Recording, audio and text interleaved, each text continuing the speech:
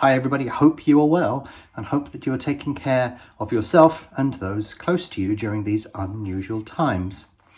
I wanted to do this video to highlight an opportunity to you, but also be a little bit reflective on this particular weekend, because this can give you some hope for the future based upon what traditionally happens at this particular moment in time. We can look forward to this weekend when we get the opportunity to do this again next year, and hopefully it will be bigger and better than it ever has been before. But you will notice in the background here I have BetAngel on, which is not unusual, you'd have to say, but it is pointed at some markets. I always tend to do this and have this loaded up in the background because I will be looking at something somewhere. And these particular markets that you see behind me are actually pointing at some very good quality sports action that's going to take place early on Saturday morning. And I wanted to do this video to sort of highlight that to you, but also, give you a feel for what normally happens at this particular weekend. By this time next year, no doubt I will be talking about it again, but it's worth, producing a little video like this to give you something to look forward to, so we can understand the opportunities that are presented, but also think about what we're going to be doing this time next year. Let's take our mind off of current situations and focus on things that we can reach for going forward. But the first Saturday in April is a key point of the year, because you get this crunch of activity in a variety of different sports that peak at this particular moment in time. And it is one of my favourite weekends of the year because there's a lot going on. And if you're a complete masochist like me, then you can basically trade pretty much constantly from Thursday onwards. And traditionally what happens is we have the Aintree Grand National meeting. So that takes place on Thursday, Friday, and then of course it peaks with the Grand National taking place on Saturday afternoon. Now, or early evening nowadays. Now, I'm not going to fall into the trap of offering a comment on the virtual Grand National that's being run this year, because I've absolutely no interest in it, really, to be honest. My attitude from all situations is that where you can insert some sort of level of skill, then that's something that you've got a chance of winning at, and therefore you can expend some time, energy and money pursuing that goal. If you're talking about something that's virtual, there's no skill in it.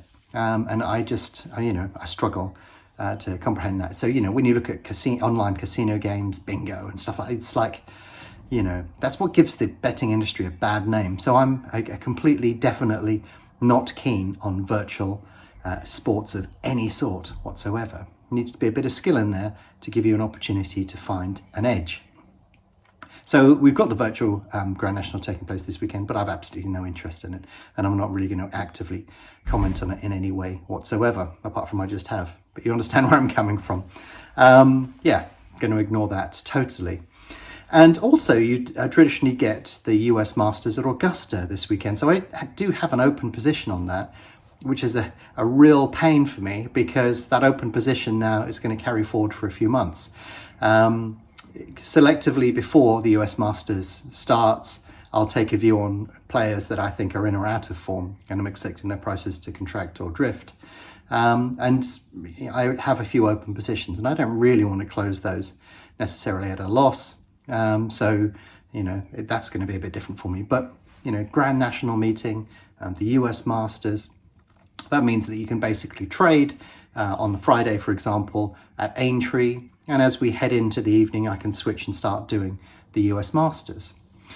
But when we look at what these markets are behind me, when I finish on the US Masters, we immediately trip over into the Australian racing that takes place on the same weekend this particular year.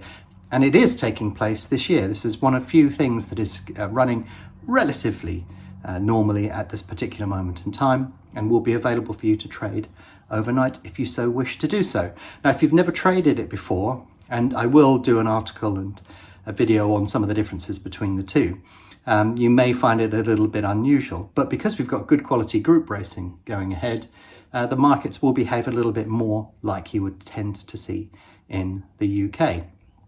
So if you think about it, it's possible for you to trade Aintree, trade the US Masters, trade the Australian racing, and then when the Australian racing finishes, we've got the day of race markets up for the Grand National, so you can trade immediately on those.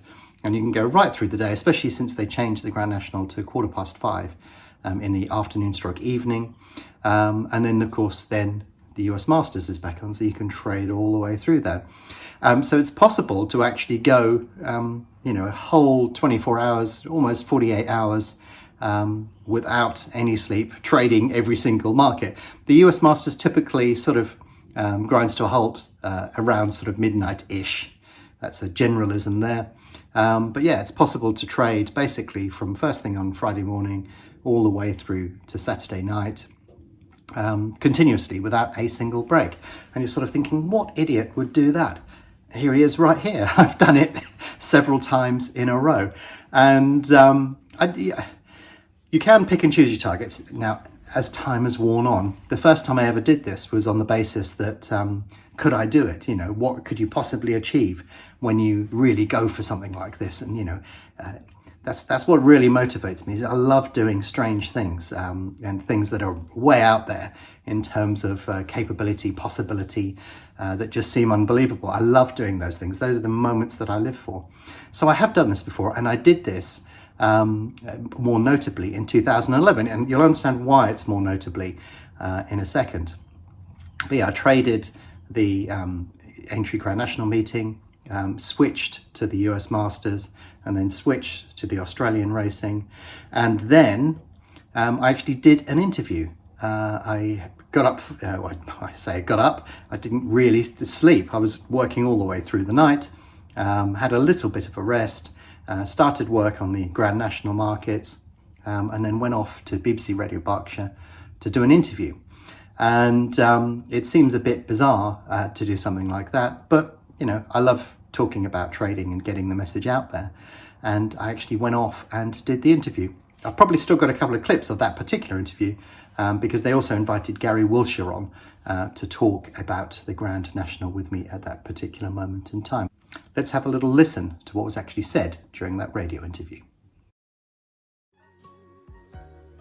Don't make your brown eyes blue or green eyes red or something like that. BBC Radio Berkshire, very good morning to you.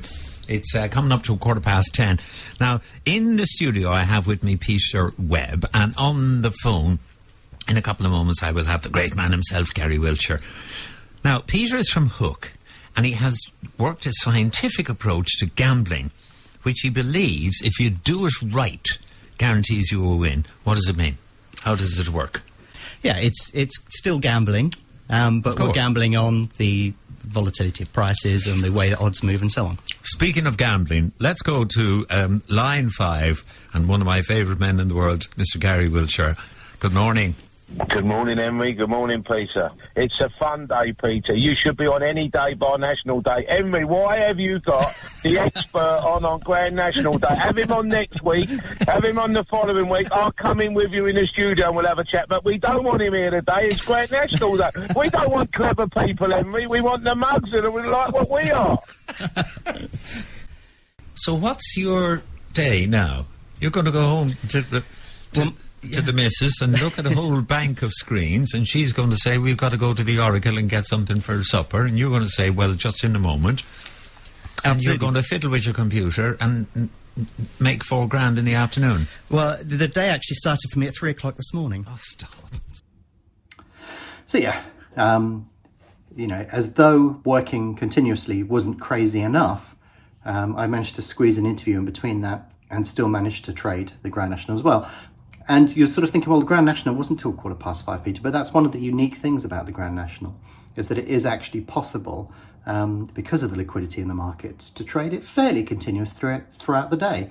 You get early liquidity coming into the market, it builds as the meeting gets going, and as they start talking and doing the press about the big race itself, and as they move through the day, the liquidity lifts again. And in fact, what you tend to find is the Grand National meeting often crushes lots of other stuff around it, because there's so much focus on the big race. And therefore, it's one of those rare markets that you can trade fairly continuously for a long period of time. And that explains why you get some of the bigger totals. And in 2011, I got a pretty decent total from the race itself. But the interesting thing was I actually did earn more that night on the Australian racing. I absolutely crushed it. And you know, sometimes you get moments like that where everything is absolutely totally on form. I didn't do as well on the US Masters in 2011 as I have previously done, but I did manage to get a result out of that as well. And when you look at that, if you think about my motivation for doing something crazy like that, you sort of look at all of that and think, well, you know, if somebody said to you, or, you know, you could earn this amount of money if you just decided to not sleep one night, would you do it? Or maybe would you do it once, or would you continuously do it? But, you know, if somebody said to you, here's a giant piece of money, all you need to do is just basically work right through the night. You know, you have to sum up whether that's worthwhile, but I think at least once you have to do that. And I have done it on a few occasions, depending upon what my ambitions and what I was attempting to try and achieve. But if you're interested in being able to earn some money this particular weekend, that's your best opportunity. I know a lot of markets in Europe have been cancelled and elsewhere. However, the Australian racing is still continuing, and it is an opportunity tomorrow. So I thought it was worth doing a little video and giving you that little bit of a story to highlight that particular opportunity for you. Anyhow, keep safe, and I will speak to you soon. Thanks for all the comments and suggestions on the video that I did recently. I'll be working on those fairly soon, and we should be able to see those over the coming weeks.